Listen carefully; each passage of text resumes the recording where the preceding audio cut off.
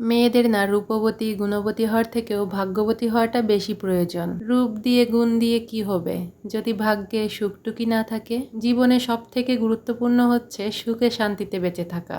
আমি অনেক কালো নারীকে দেখেছি স্বামীর কাছ থেকে যত্ন ভালোবাসা পেতে, আবার অনেক সুন্দরী নারীকেও দেখেছি স্বামীর কাছ থেকে অবহেলা পেতে। একটা মেয়ের স্বামী ভালো হলে ওই মেয়েটার পুরো জীবনটাই সুন্দর হয়ে যায়। ওই জন্যই তো রূপবতী হওয়ার থেকেও ভাগ্যবতী হওয়াটা বেশি প্রয়োজন।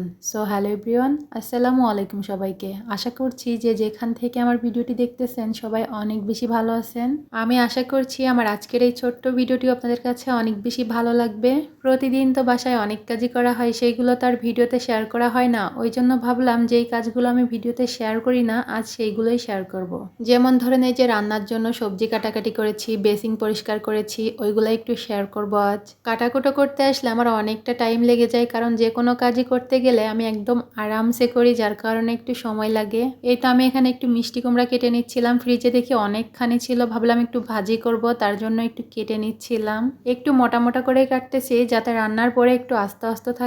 ইদানিং দেখতেছি তাহসান এই মিষ্টি কুমড়া খেতে অনেক বেশি পছন্দ করতেছে, ওই জন্য আমার হাজবেন্ডকে বলে দিয়েছি যেই দিনই বাজারে যাবা মিষ্টি কুমড়া নিয়ে আসবা। আর এই মিষ্টি কুমড়া জিনিসটা বাচ্চারা একটু বেশি পছন্দ করে, কারণ খেতে একটু মিষ্টি মিষ্টি লাগে, আমার কাছেও ভালোই লাগে। যাই হোক, মিষ্টি কুমড়াগুলো কেটে নিয়েছি, এখন একটু ধুয়ে নিচ্ছিলাম, রান্নাও বসিয়ে দিব।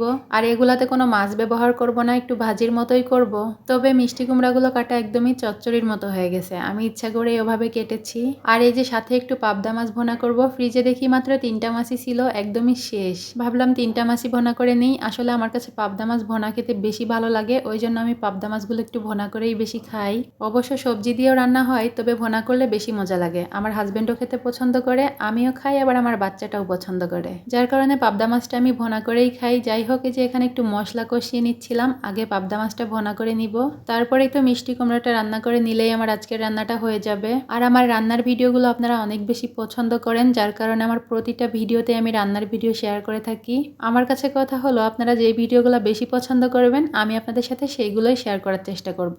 তবে আমি চেষ্টা করব একটু ইউনিক টাইপের কিছু ভিডিও দেওয়ার, যাতে করে আপনাদের দেখতে অনেক বেশি ভালো লাগে। তো যাই হোক, এই যে পাবদা মাছটা কিন্তু ভোনা করা প্রায় হয়ে গেছে, কালারটা অনেক সুন্দর আসছিল। আমি কিভাবে রান্না করেছি আপনারা তো দেখেছেনই, এই তো আমি ঢেলে নিয়েছি।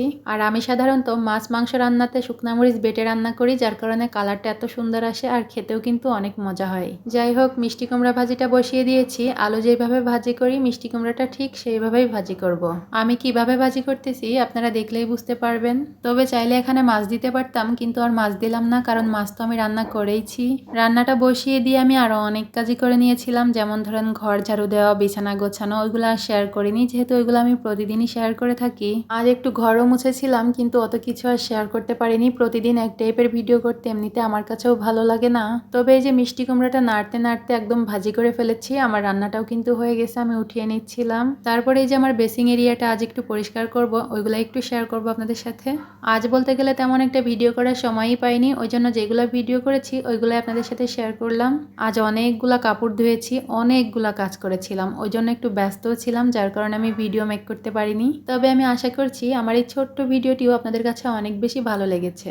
একটা ভিডিওতে আমার এই বেসিংটা দেখে অনেকেই কমেন্টস করেছিল, এইটা আবার কেমন বেসিং, ফার্স্ট টাইম দেখলাম। আসলে ভাই, এটা আমার ভাড়া বাসা, আমার নিজস্ব বাসা না, যেটা আছে সেইটাই তো ব্যবহার করতে হবে, তাই না? বেসিং এর উপরের সাইডটা ভালোই, কিন্তু নিচের সাইডটা একদমই নর্মাল করে ফেলছে। যাই হোক, ভাড়া বাসা যেরকম আছে সেরকমই ভালো। ভাড়া বাসাতে যাই আছে তাই ভালো, সবকিছুই যে ভালো হবে এরকম কোনোই কথা নাই। তবে আমার এই বেসিং এরিয়াটা অনেক বেশি সুন্দর, যারা দেখেছে তারাই পছন্দ করে। বেসিং এর সাইডে বড় একটা জানালা আছে, যেটা একদম উপর থেকে নিচ পর্যন্ত, দেখতে অনেক বেশি ভালো লাগে। এখানে দাঁড়াতেও আমার কাছে অনেক বেশি ভালো লাগে, আর অনেক গাছপালা আছে এখানে। আপনাদের সাথে একটু শেয়ার করলাম ছোট্ট করে। তবে আমার এই সাইডটা আপনাদের কাছে কেমন লেগেছে অবশ্যই কমেন্টস করে জানিয়ে যাবেন। তারপরেই তো বিকালবেলায় তাহসানকে নিয়ে একটু ছাদে গিয়েছিলাম। তাহসানের বাবা আমাদেরকে আইসক্রিম কিনে দিয়েছিল, ওইটাই দাঁড়িয়ে দাঁড়িয়ে খাচ্ছিলাম, আর আপনাদের সাথে একটু শেয়ার করলাম। তো আমার আজকের ভিডিওটি এই পর্যন্তই, দেখা হবে সুন্দর একটা দিনে সুন্দর একটা ভিডিওতে। আপনারা ভালো থাকবেন, আল্লাহ হাফেজ।